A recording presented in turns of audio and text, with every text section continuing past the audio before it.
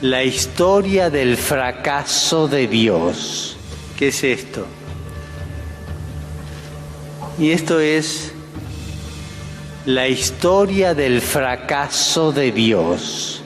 This here, in this item, is the history of God's failure. Es un vía crucis. It's the way of the cross. Pequeño vía crucis. Cuando a mí me hacen una de estas preguntas, confieso con toda sinceridad, no sé responder. Pero usted estudió teología, filosofía, pero no sé responder. ¿Y sabes por qué? Porque no hay respuestas. Lo único que me viene es mirar el crucifijo y preguntar por qué Dios dejó crucificar a su hijo. Tampoco hay respuesta. Dio è ingiusto? Sì, è stato ingiusto col suo figlio. Lo ha mandato in croce.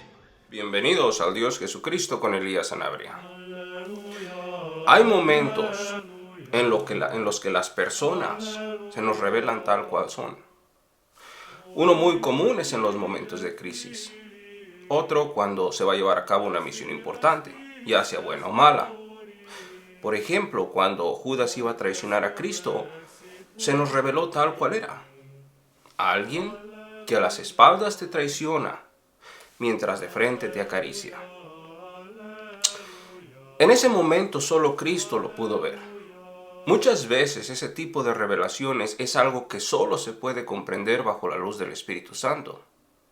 Pero hay momentos en la historia, tal como estos que estamos viviendo, que por gracia providencial eventualmente todos se dan cuenta de quién es quién. Y en ese momento, cada quien va a tomar o toma una de las decisiones más importantes de sus vidas. En octubre del 2020, Jorge Bergoglio se reveló al mundo tal quien es él, en su encíclica Fratelli Tutti. Ya antes había hecho y dicho cosas como rendirle culto a un Baal e instalarlo en el Vaticano, decir herejías y blasfemias como las que acabamos de escuchar. Pero la encíclica fue su documento oficial, la cual es una apostasía bien explícita y por la cual canónica y doctrinalmente dejó de ser papa y autoridad de la iglesia, para los que no saben esto. Y de ahí en adelante ya no tuvo filtros en la boca para decir blasfemias y herejías de todo tipo. Muchos ya se han dado cuenta, muchos todavía no, pero eventualmente todo mundo lo va a saber, pues dice la Escritura, no hay nada que no quede sin descubrirse. Como católico puedo afirmar con toda seguridad que cualquier católico honesto sabe que ese tipo de blasfemias son deliberadas y que no tienen justificación. Hay más de 300 blasfemias, herejías y apostasías que hasta la fecha Bergoglio ha dicho. Pero la pregunta es ¿por qué? Ningún papa, ningún clero, ningún pontífice en la historia había hecho tal cosa. Si acaso una o dos de vez en cuando salía que se malentendía, pero una tras otra, tras otra, tras otra, tras otra, uno se tiene que detener y preguntar, ¿qué está pasando? ¿Por qué? Decía el arzobispo Fulton Sheen que la idea que se tiene de Dios afecta y se refleja en el cómo pensamos y miramos el mundo y la realidad. O como dice Cristo, la boca habla de lo que abunda en el corazón. Siendo así esto, claramente Jorge Bergoglio se mira a sí mismo como un fracasado.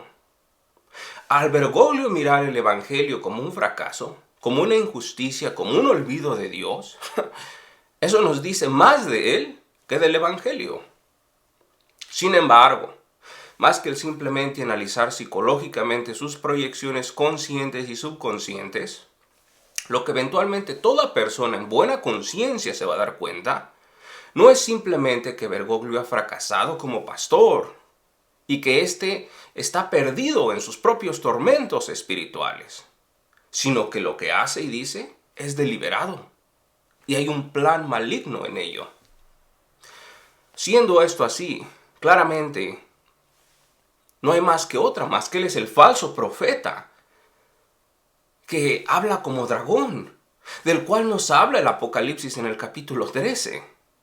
Y todo lo que dice no solo no tiene nada que ver con la verdad que Jesucristo nos ha traído, sino es completamente anticristiano. Son blasfemias y su finalidad es preparar el camino del anticristo.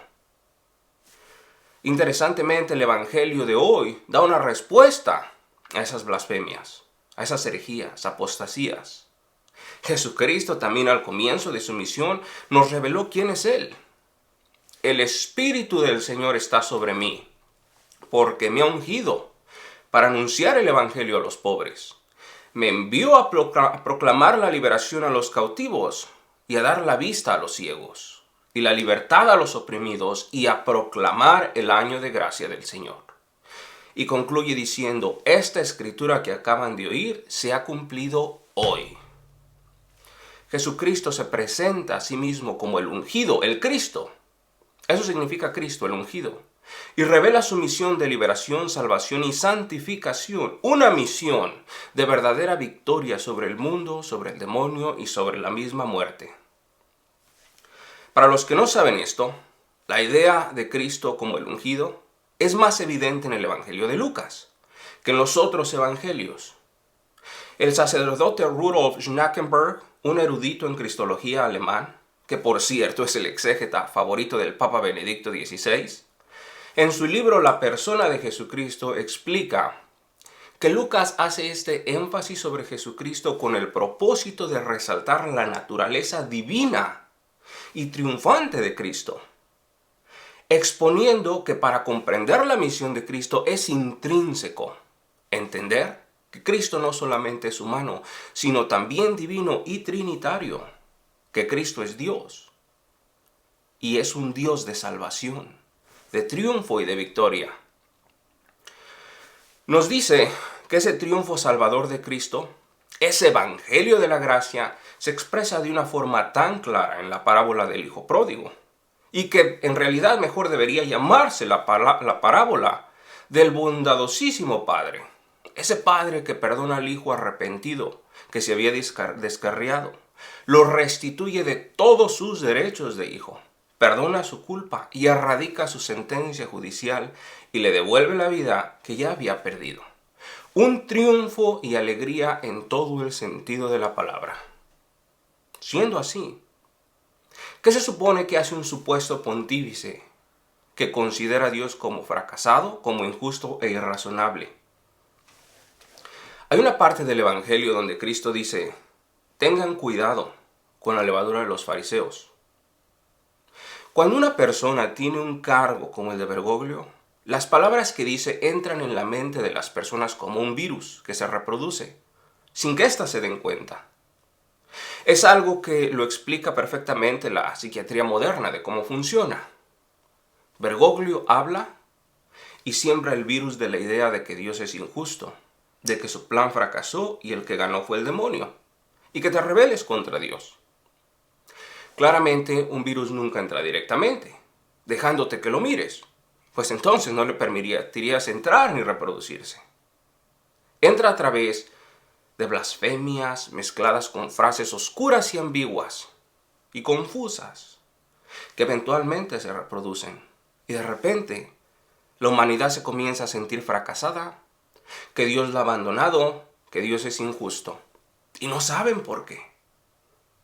Bueno, ahora ya saben. Hay muchos falsos pastores haciendo el trabajo de Bergoglio, dispersando su virus y su veneno. El día de hoy les voy a dar una solución para purificarse de ese veneno. Es bien importante que lo hagan. Primero, aléjense del falso profeta que habla como dragón y de todos los sacerdotes que lo siguen considerando como el Papa.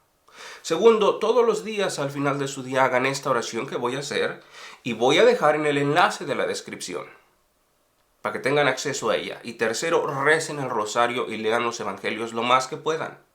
Y para aquellos que tengan acceso a buenos sacerdotes, sigan frecuentando los sacramentos.